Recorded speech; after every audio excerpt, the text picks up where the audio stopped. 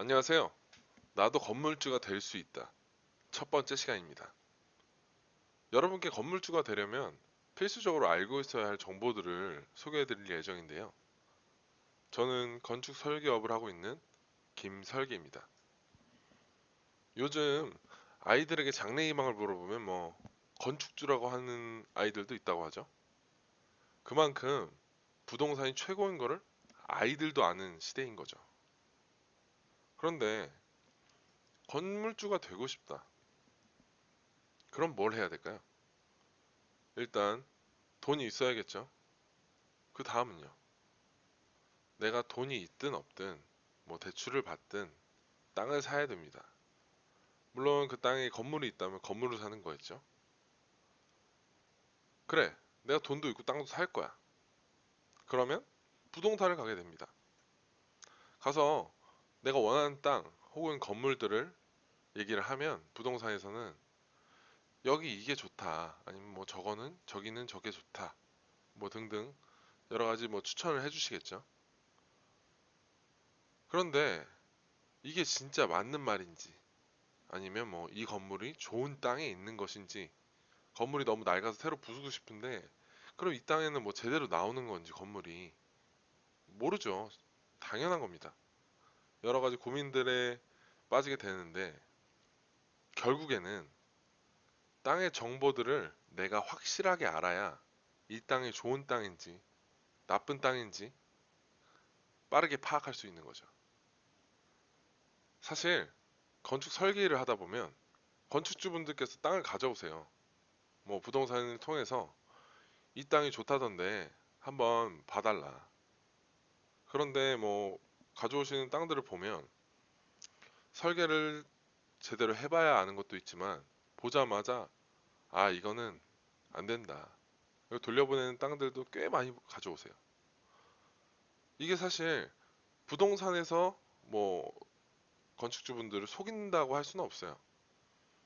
부동산 쪽에 계신 분들도 건축법을 정확하게 알지 못하기 때문이죠. 물론 잘 아시는 분들도 있지만 근데 건축주 이제 건물주가 되고 싶은 우리 시청자분들께서는 부동산에 거기 계신 분들보다 더 정확하고 빠르게 판단할 수 있는 이 땅의 정보를 알고 계시다면 남들보다 더 빠르게 좋은 땅인지 나쁜 땅인지 걸러낼 수가 있는 거죠.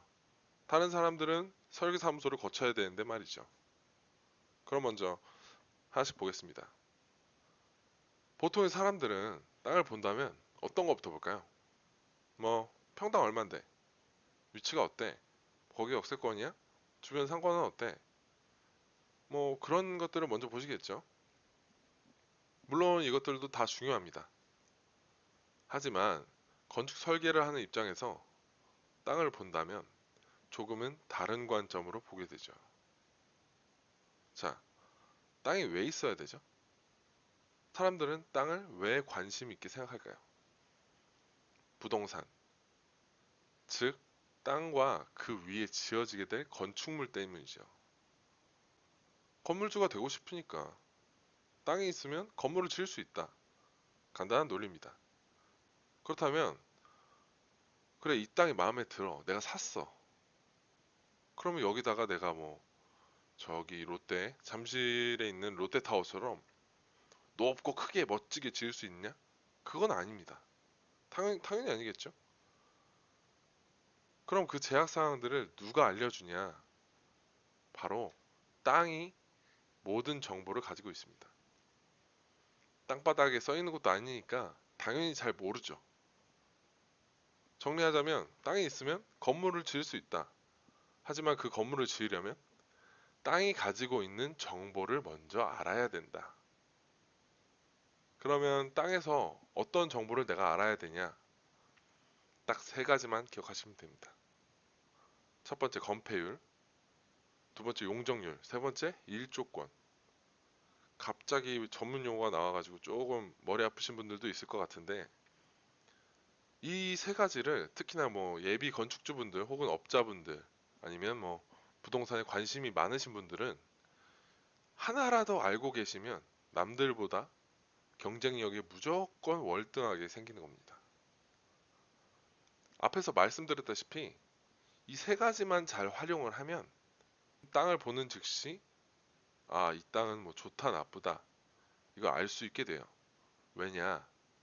이 세 가지로 인해서 어떤 땅에 계략적인 건물의 볼륨이 나오기 때문이죠. 익숙한 화면이죠.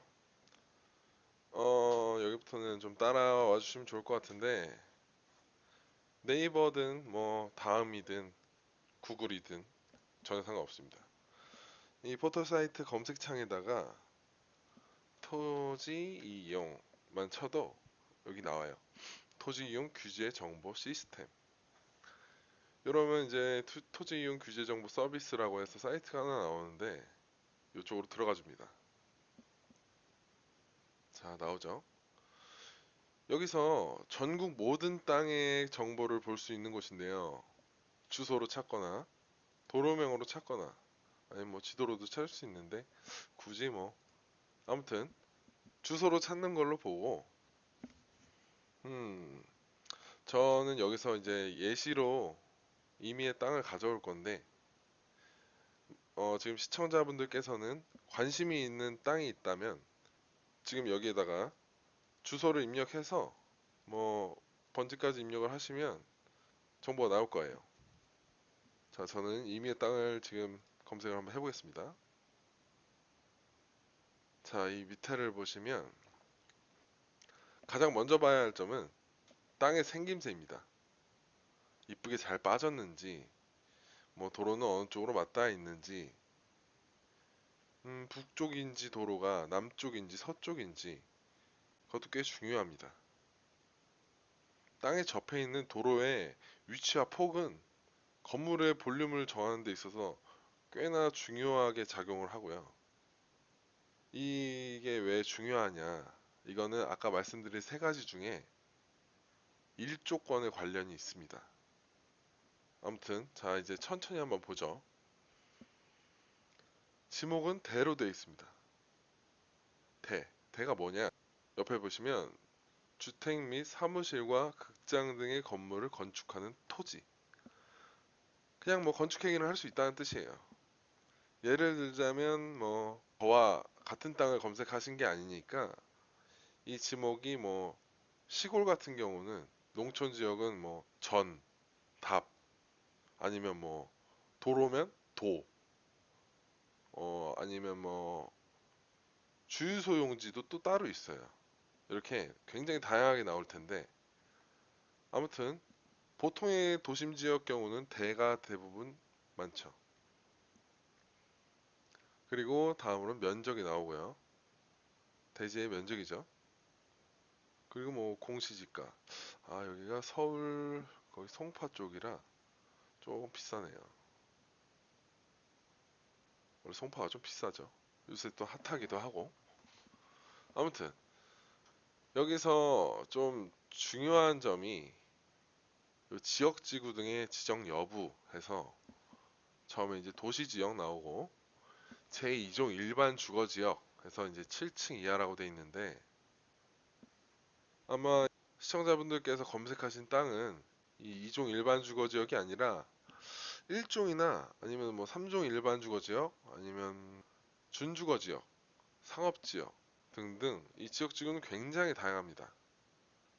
이 지역지구가 왜 중요하냐면 앞에서 말씀드린 세 가지 중에 건폐율과 용적률을 이 지역이 정해주기 때문이죠. 그리고 여기서는 이제 제가 검색한 땅은 추가적으로 이제 7층 이하라고 돼 있는데 요거는 이제 높이를 규제를 하는 거죠. 이 땅에서 7층, 뭐 8층 이상은 못 짓게 하는 땅인 거죠. 7층까지는 오케이. 대신 뭐 이게 35m 이하다. 아니면 뭐 서울 같은 경우는 가로구역별 최고 높이라고 해서 그 도로의 구역마다 최고 높이를 지정해 주거나 아니면 뭐 계산식으로 통해서 높이를 규제하게 되는데요.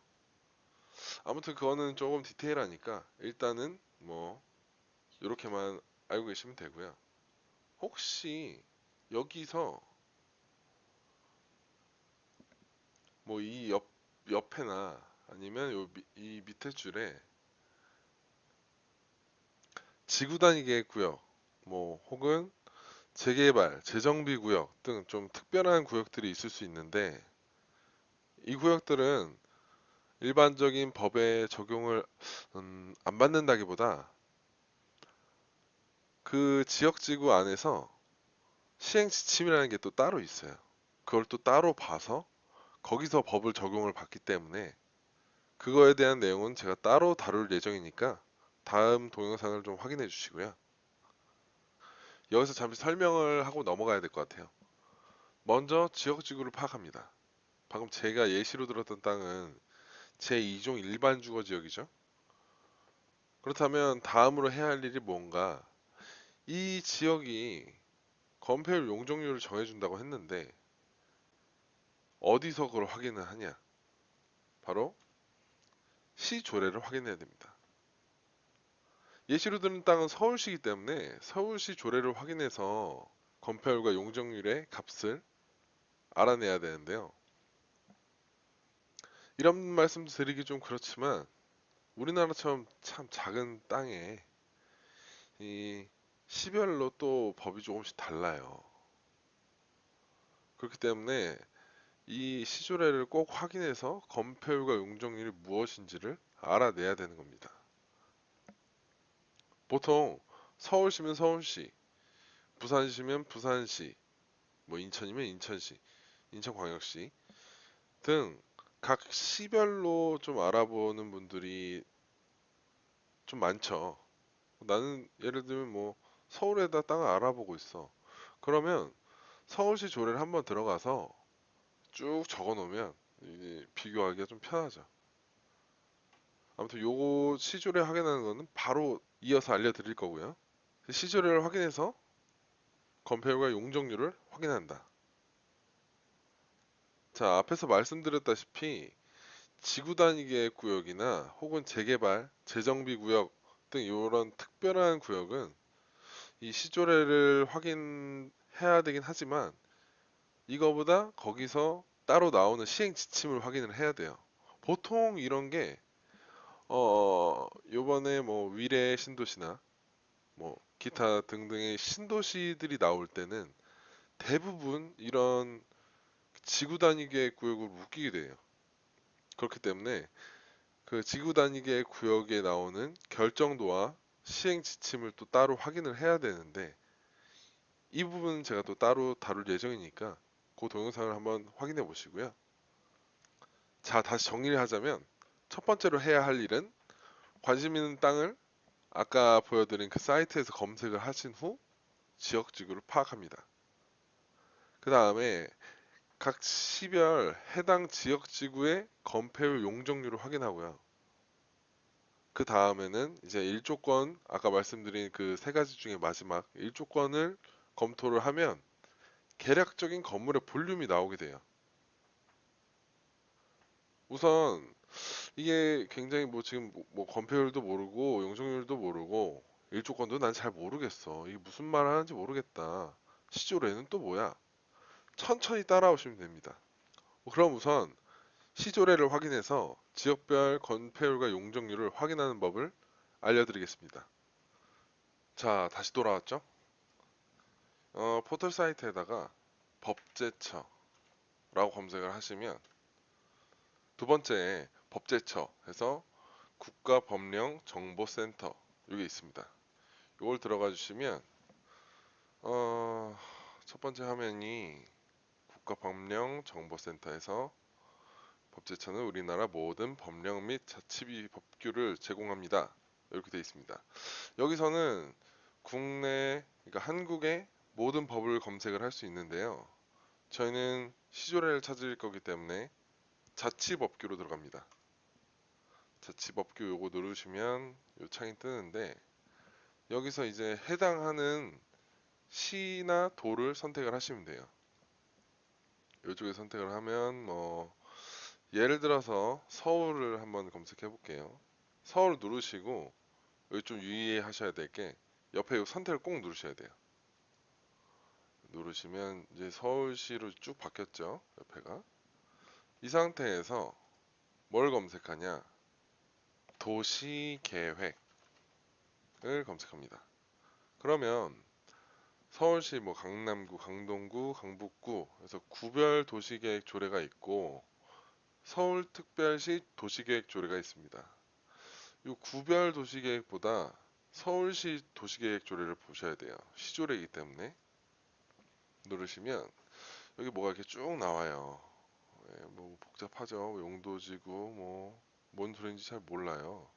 저도 하나하나 다 읽어봐야 되는데 여기서는 컨트롤 F를 누르셔서 요 위에 창에다가 컴페어를 쳐보세요. 그러면 뭐 지금 나오죠. 해당되는 게 엔터를 계속 치시면 내려가는데 쭉 내려가다 보면 여기 큰 게 있어요. 5절 건폐율 및 용적률 해서 요 작은 제 59조, 52조, 53조 이런 거보다 5절 이제 가장 큰 상위의 법이죠. 건폐율 용적률에 대해서 알려주겠다 이거예요. 54조 보시면 건폐율이 나옵니다. 그래서 일종 전용 주거지역, 일반 주거지역, 뭐 준주거지역, 중심상업, 일반상업, 뭐 준공업지역 이렇게 여러 가지가 있습니다. 만약에 내 땅이 서울시다. 그러면 지금 제가 했던 걸 다 따라 하신 다음에 이 건폐율을 찾으셔서 해당되는 내 땅의 주거지역 혹은 뭐 상업지역, 공업지역, 녹지지역 요거에 해당되는 것을 찾으시면 예를 들면 뭐 제가 예를 든 땅이 2종 일반 주거지역이기 때문에 60%라고 딱 나와요. 나오죠. 그리고 용적률은 요 바로 스크롤 쭉 내리시면 바로 밑에 있어요. 용적률 해서 이것도 해당되는 걸 또 찾으시면 됩니다. 예시로 든 거는 2종 일반 주거지역이기 때문에 200%라고 나와 있죠. 이거는 저는 이제 건축 설계 일을 계속 하다 보니까 서울시 위주로 하거든요. 그렇기 때문에 이 서울시에 있는 건폐율이랑 용적률, 이 지역별, 요거는 이미 외우고 있는 수준이라서 사실 내가 관심 있는 땅의 지역의 건폐율 용적률은 한 몇 번만 찾아보다 보면 자동으로 외워져요. 이게 뭐 종류가 그렇게 많지가 않기 때문에 뭐 이런 건 좀 이 밑에 쪽에 있는 것들은 사실 많지가 않아서 주로 이제 요 일반 주거 지역이 가장 많고요. 준주거 지역이나 뭐 일반 상업 요 정도까지가 좀 많죠. 자, 다른 지역도 한번 봐볼까요? 다시 처음으로 자치법규를 다시 들어가서 이번에는 뭐 부산 부산도 시기 때문에 똑같아요. 도시계획을 검색을 하시면 요 부산광역시 도시계획 조례가 나오죠. 여기로 들어가시면 뭐 건폐율 용적률이 나오는데 검색 한번 해볼까요? 예, 여기 있죠. 5절 해당되는 게 쭉 나오는데 여기는 이제 2종 일반 주거 지역이 220%네요. 단 대지 면적 1000제곱미터 초과 시행이 200%. 그러니까 1000제곱이 안 되면 서울시보다 20%가 더 많은 거예요. 부산은. 제가 든 예시로 봤을 때 2종 일반 주거 지역일 때. 이렇기 때문에 그 비슷한 듯 좀 달라요. 시별로. 그런데 광역시나 특별시가 아닌 뭐 경기도나 뭐 이런 데 보면 한번 보시죠. 그래서 경기도를 누르면 선택 누르죠. 그러면 경기도 안에 또 시가 많잖아요. 이럴 때는 경기를 선택을 하시고 그 다음에 옆에 요 시군구 여기서 시를 또 추가로 선택을 하셔야 돼요. 뭐 예를 들면 아무데나 뭐 해보죠. 성남시라고 보면 여기 성남시 도시계획조례가 나오죠. 요 시행규칙 같은 경우는 이 조례에서 다 정하지 못한 더 세부적인 사항들을 이 시행규칙에서 정하는데 요거까지는 보실 필요 없고요. 일단 지금은 이제 도시계획 조례, 성남시 도시계획 조례를 봅니다. 여기서도 컨트롤 F를 누르셔서 건폐율을 찾고요. 여기는 3절이네요. 여기도 보시면 2종 일반 주거지역 60% 건폐율은 똑같죠. 내려가면 용적률. 여기는 210%네요. 하지만 여기도 좀 다른 게 있죠. 이 옆에 보시면 이 정비 사업으로 건설하고자 하는 공동주택 중 아파트는 250%까지 가능하다. 이렇게 조건이 좀 달리면서 이 용적률이나 건폐율을 조금씩 다르게 같은 시지만 조금 다르게 이렇게 주기도 하는 거죠. 좀 특화 정책이라고도 볼 수 있는데 아무튼 여기서 지금 하신 것처럼 지금 검색하신 그 시청자분들의 땅에 해당되는 시를 검색을 하신 다음에 시 도시계획 조례를 들어가셔서 지금처럼 건폐율과 용적률을 따로 적어 놓으세요.